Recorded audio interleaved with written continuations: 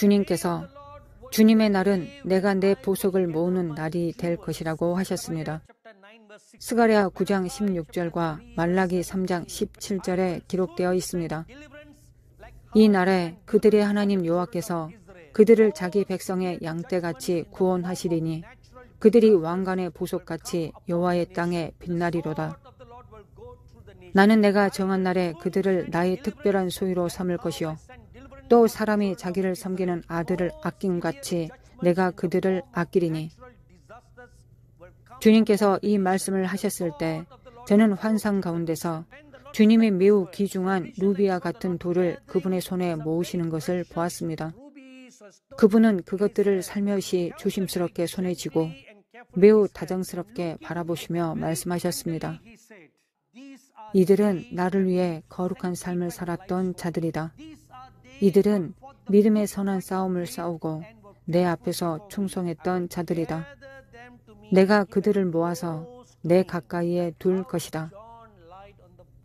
요한복음 13장 23절에 요한이 주 예수님의 품에 의지하여 누웠던 것처럼 말입니다. 사도 요한은 항상 주 예수님의 품에 누웠습니다. 주님은 그분의 품에 모든 귀중한 보석을 두실 것입니다. 내 백성을 해친 죄인들에게 심판을 집행하기 위해 내 경고의 천사들을 파견할 날이 될 것이다. 요한계시록 14장 18절에서 20절입니다. 또 불을 다스리는 다른 천사가 제단으로부터 나와 이한 낫 가진 자를 향하여 큰 음성으로 불러 가로되 내 이한 낫을 휘둘러 땅의 포도송이를 거두라. 그 포도가 익었느니라 하더라.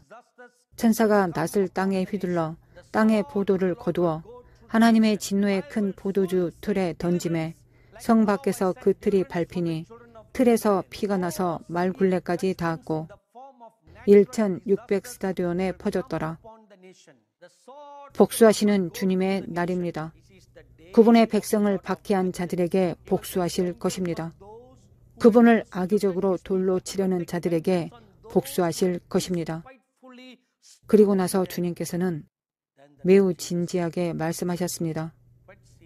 모든 국가들이 저울 위에 올려질 것이다. 오바다 1장 15절을 읽어봅시다. 여호와께서 만국을 벌할 날이 가까웠나니 내가 행한 대로 너도 받을 것인즉 내가 행한 것이 내 머리로 돌아갈 것이라.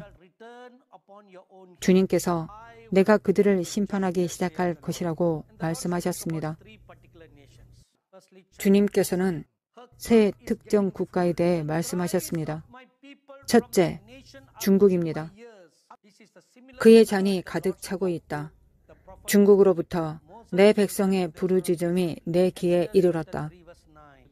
이것은 주님께서 출애굽기 3장 9절에서 이스라엘 자손에 관해 선지자 모세에게 말씀하신 것과 비슷한 말씀입니다. 이제 가라. 이스라엘 자손의 부르짖음이 내게 달하고 애굽 사람이 그들을 괴롭히는 학대도 내가 보았으니 내가 속히 구원을 보내리니 마치 내가 이스라엘 자손을 위하여 구원을 보내는 것과 같으니라. 자연재해의 형태로 더욱 심각한 심판이 이 나라에 임할 것이다. 주의 칼이 이 나라를 휩쓸 것이다. 둘째, 미국입니다. 2024년 동안 많은 저명한 교회 지도자들이 폭로되었고 이후로 그들이 은혜에서 떨어졌다는 소식을 들었습니다. 주님이 말씀하셨습니다. 내 집에 더 많은 지도자들에게 기속될 것이다. 모든 숨겨진 죄가 폭로되고 모든 숨겨진 부정함이 드러나게 될 것이다. 나는 세라핌을 보내어 교회와 내 종들을 정결케 하고 판단할 것이다. 스스로 판단하지 않고 죄를 없애지 않는 모든 사람은 공개적으로 판단을 받을 것이다. 고린도전서 11장 31절입니다. 우리가 우리를 살폈으면 판단을 받지 아니하려니와. 셋째, 유럽 국가들에 대한 말씀입니다. 또 다른 홍수의 물결이 참 빛인 나를 계속해서 거부하는 많은 국가들에 닥쳐올 것이다.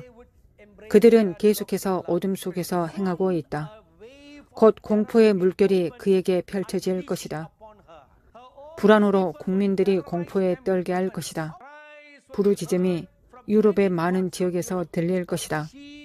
그러나 자신의 손을 하나님께로 뻗지 않고 그들을 도울 수 없었던 우상들, 정부 지도자들에게 뻗을 것이다.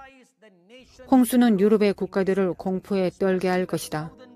특히 유럽 남부 지역을 조심하라. 이슬람 테러의 물결이 유럽 위로 날개를 펼칠 것이다. 2024년 12월 31일 밤 10시에 저는 주님의 임재 앞으로 부름을 받았습니다. 그때 주님이 교회에 관하여 말씀하시기 시작하셨습니다. 올해는 내가 내 교회에 준 약속이 이루어질 날들이다. 내가 내 교회를 승리자로 장식하겠다는 약속이 성취될 것이다. 내가 내 교회를 은사와 능력으로 관을 씌울 날이다. 그저 평범한 성령의 9가지 은사가 아닙니다. 이것들은 하나님의 기적을 더욱 강력하고 분명하게 보여주는 것입니다. 내 전차와 말들이 내 교회를 위해 전쟁을 치를 준비가 되었다. 내 교회여, 내 신부여 준비하라. 저는 주님께 당신의 백성이 어떻게 준비할 수 있는지 여쭈어 보았습니다. 주님께서 3가지 방법을 보여주셨습니다. 첫째, 당신의 성전을 거룩하게 하십시오. 당신의 집을 거룩하게 하고 당신의 교회를 거룩하게 하고 당신의 성전과 당신의 몸을 거룩하게 하십시오. 둘째, 자신을 아름답게 하십시오. 천연 메이크업이나 화장품으로가 아니라 거룩함의 아름다움으로 하십시오. 거룩함의 아름다움을 입으면 왕이 당신의 아름다움을 기뻐하실 것입니다. 시편 45편 13절입니다. 왕의 딸은 공중에서 모든 영화를 누리니 그의 옷은 금으로 수 놓았도다. 당신의 왕이 곧 당신을 위해 오셔서 그분께 모으실 것입니다. 그러므로 신부여 준비하십시오. 요한계시록 19장 7절을 기억하십시오. 우리가 즐거워하고 크게 기뻐하며 그에게 영광을 돌릴세. 어린 양의 혼인 기약이 이르렀고 그의 아내가 자신을 준비하였으므로 하나님의 전신갑주를 입으십시오. 에베소서 6장 11절에서 13절입니다. 마귀의 관계를 능히 대적하기 위하여 하나님의 전신갑주를 입으라. 우리의 씨름은 혈과 육을 상대하는 것이 아니요 통치자들과 권세들과 이 어둠의 세상 주관자들과 하늘에 있는 악의 영들을 상대함이라. 그러므로 하나님의 전신갑주를 취하라. 이는 악한 날에 너희가 능히 대적하고 모든 일을 행한 후에 서기 위함이라. 왜 이렇게 해야 합니까? 당신의 적이 자신의 때가 얼마 남지 않은 줄 알므로 크게 분내어 당신을 향해 오고 있기 때문입니다. 요한계시록 12장 12절입니다. 마귀가 자기의 때가 얼마 남지 않은 줄을 알므로 크게 분내어 너희에게 내려갔음이라 하더라. 그러므로 주 안에서 그의 힘의 능력으로 강건하여 지십시오. 에베소서 6장 10절입니다. 악한 날에 굳건히 서기 위해 하나님의 거룩한 말씀으로 자신을 세우십시오. 이 날에 내 군대가 이 땅의 여러 곳에 배치될 것이다. 주님이 이 말씀을 하셨을 때 2024년 10월에 있었던 일이 기억났습니다. 저는 미국에서 열린 교회 컨퍼런스에서 말씀을 전하도록 초대받았습니다. 시카고에서 90분 거리에 있는 일리노이주의 작은 농장 지역이었는데 전 지역이 옥수수 농장으로 가득 차 있었습니다. 그 지역에는 경건한 부부가 목회를 하고 있는 사랑스러운 작은 교회가 있었습니다. 주님께서 이 교회의 목적이 무엇인지 알려주셨습니다. 나는 이곳이 내 지휘본부가 되게 할 것이다. 천사 군대가 주둔할 지휘본부이기 때문에 천사 군대의 지역 사령부와 같을 것입니다. 이와 같이 하나님은 이 세상의 여러 곳에 군대를 배치하실 것입니다. 그 목적이 무엇입니까? 적의 잔혹한 공격에 맞서 싸우는데 도움이 되도록 하기 위해서입니다. 우리는 천사들과 협력하는 법을 배워야 합니다. 여호수아 5장 14절에서 강력한 전사 천사가 여호수아 앞에 서 있고 자신을 여호와의 군대 대장이라고 밝힙니다. 여호수아가 천사 앞에서 엎드려 주님께서 말씀하실 것을 말하라고 하자 천사가 여리고에 대한 전략을 그에게 주었습니다. 여호수아가 천사 군대와 협력했을 때 여리고의 성벽과 같은 강력한 요새가 무너졌습니다. 우리는 천사들과 협력하는 법을 배워야 합니다. 천사들은 강력하고 당신을 돕기 위해 보내졌습니다. 그들을 업신여기지 마십시오. 이것은 출애굽기 23장 23절에서 선지자 모세에게 주어진 것과 비슷한 교훈입니다. 마지막으로 주님께서 말씀하셨습니다. 너희에게 자비를 베푸시는 이가 속히 와서 너희를 구원하시리라. 인내와 공의를 행하라. 사랑하는 형제자매 여러분, 아들, 딸 여러분, 이 모든 것을 들었으니 이제 우리는 무엇을 해야 하겠습니까? 성경 요엘 2장 1절을 봅시다. 시온에서 나팔을 불며 나의 거룩한 산에서 경고의 소리를 질러 이 땅 주민들로 다 떨게 할지니 이는 여호와의 날이 이르게 됨이라. 이제 임박하였으니. 제가 방금 한 일이 이것입니다. 저는 하나님의 산에서 나팔을 불었습니다. 여러분에게 하나님의 말씀을 전했습니다. 이 메시지를 전 세계 모든 곳에 방송했습니다. 나팔을 불었습니다. 경고를 울렸습니다. 이 땅 주민들이 주의 말씀에 떨게 하십시오. 주의 날이 이르게 되었기 때문입니다. 많은 무리가 결정의 골짜기에 있습니다. 여러분은 주님을 위해서 살기로 결정하지 않았을 수도 있을 것입니다.